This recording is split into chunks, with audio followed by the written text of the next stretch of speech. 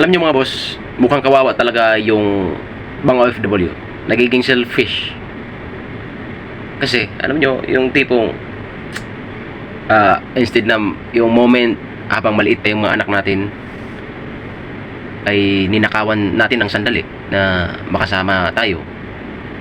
Kasi nga, ang iniisip natin ay puro trabaho. Nangarap tayo na magtrabaho abroad. Pero pagdating pala ng panahon, tayo ang maging kawawa. Alam niyo kung bakit?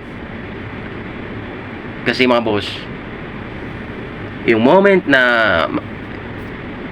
nasubaybayan mo yung mga anak mo, eh pagdating mo sa Pilipinas, dalagita na, dalaga na.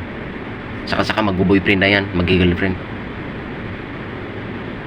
Ang ending, eh mag-isa ka na lang. Kasi habang maliit pa sila, hindi mo nasubaybayan, hindi mo sila nakapiling hanggang sa malayong loob nila.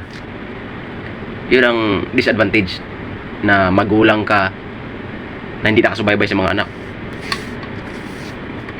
Masakit, pero tayong magulang may pangarap din sa kanila na pagdating ng araw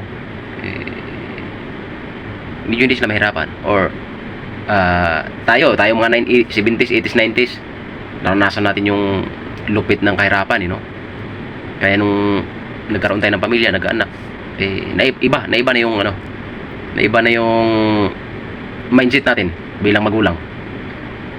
Kasi yung naranasan natin, ayaw natin iparana sa mga anak natin, sa mga bagong henerasyon. Pero yun lang. Oo nga, may advantage ka kasi nakakatulong ka. Pero yung disadvantage, hindi mo subaybayan yung mga anak mo habang lumalaki.